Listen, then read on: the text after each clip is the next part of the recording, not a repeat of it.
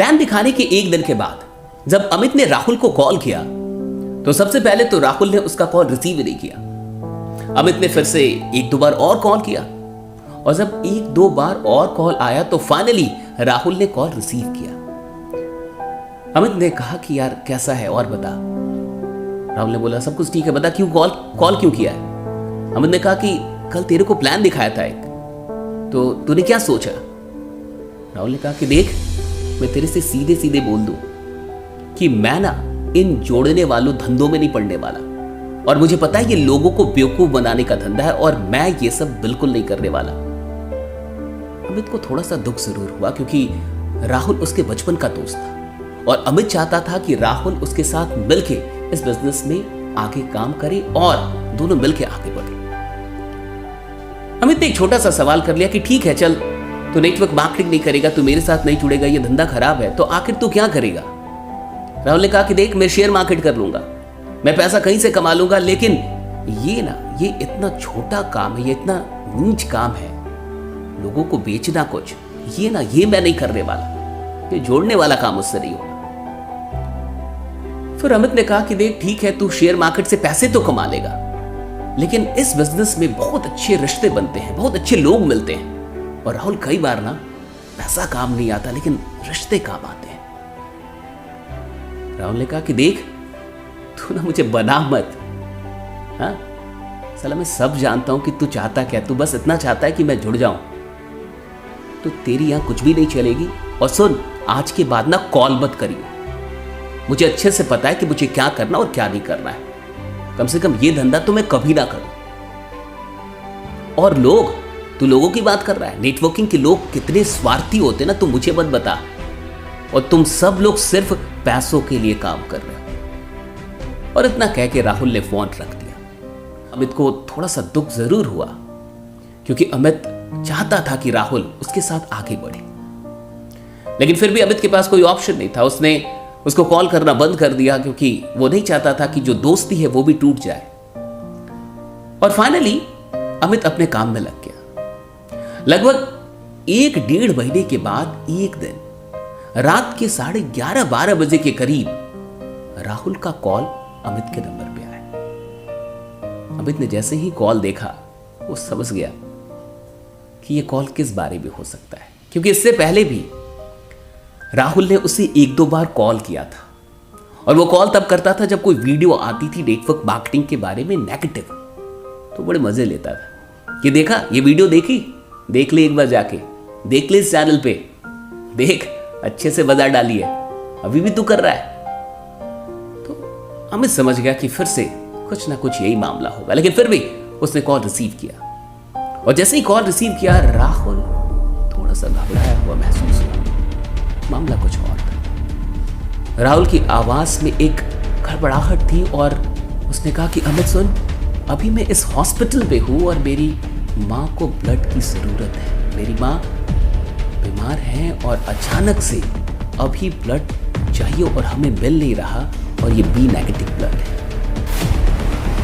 अमित ने सीधे कहा कि देख तू जहां है तू जल्दी से मुझे एड्रेस भेज और तू टेंशन मत ले, हम 10 से 15 मिनट में वहां पे पहुंच जाएंगे।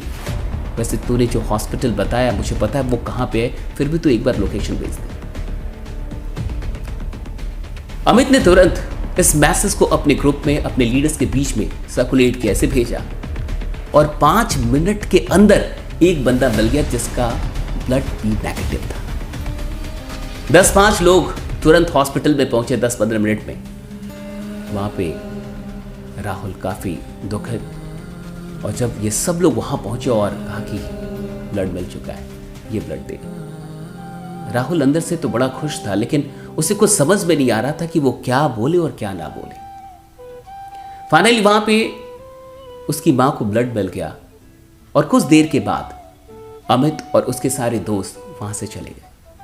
अमित ने जाते जाते राहुल से यह कहा कि देख अगर कुछ भी हो तो हिचकना मत, मुझे फ्रैंकली बताना, कहीं भी कोई भी जरूरत हो तो मुझे फ्रैंकली बताना, हम तेरे साथ हैं। 1 से 2 दिन के बाद उसकी मां ठीक हो गई, और जब वहां से डिस्चार्ज हो रही थी तो डॉक्टर ने राहुल से कहा कि अगर सही टाइम पे ब्लड ना मिलता तो कुछ भी हो सकता था। राहुल अंदर ही अंदर रोने जैसा था। और जब वो घर पहुंचा तो रास्ते भर में वो सोचता रहा कि वो अमित के बारे में क्या सोचता था, वो नेटवर्क के लोगों के बारे में क्या सोचता था। जब वो घर पहुंचा तो उस रात उससे रहा नहीं गया और उसने अमित को कॉल किया। जैसे ही अमित ने कॉल उसका देखा, उसने रिसीव किया और उसने सबसे पहली बात यही पूछी कि और बता माँ कैसी है। राहुल ने कहा कि सब कुछ ठीक है, माँ घर आ गई है, ठीक हो गई, सब कुछ बढ़िया है। राहुल को कुछ समझ में ना आया, फिर भी राहुल ने कहा कि देख सब कुछ तो ठीक है लेकिन बस एक चीज ठीक नहीं है। अमित ने कहा क्या क्या प्रॉब्लम बता। कि तूने मुझे अभी तक जोड़ा नहीं। कहा यार क्या फालतू की बात कर रहा है, तुझे ये काम नहीं कर रहा है और तू ये मत सोच कि हम लोग ब्लड इसलिए देने गए थे या सहायता हम लोगों ने इसलिए की कि हम चाहते हैं कि तेरी जुआनी हो जाए, ऐसा बिल्कुल नहीं है। राहुल ने कहा कि क्या यार, ऐसा मत सोच कि मैं जिंदगी भर नेगेटिव ही रहूंगा। हाँ मुझे लगता था कि नेटवर्क के लोग सब स्वार्थी होते हैं, और ये मत समझ कि अगर मैं नेगेटिव था तो मैं पॉजिटिव नहीं हो सकता। और अभी तक तूने पॉजिटिव लोगों को टीम बनाते हुए देखा है, अभी तूने नेगेटिव लोगों को टीम बनाते हुए नहीं देखा। ये वो राहुल नहीं है, मुझे जोड़ ले यार। मैं भी चाहता हूँ इस परिवार का हिस्सा बनना, मैं भी चाहता हूँ ऐसे लोगों के साथ रहना। और सुन, मैं दिखाऊंगा कि टीम कैसे बनती है।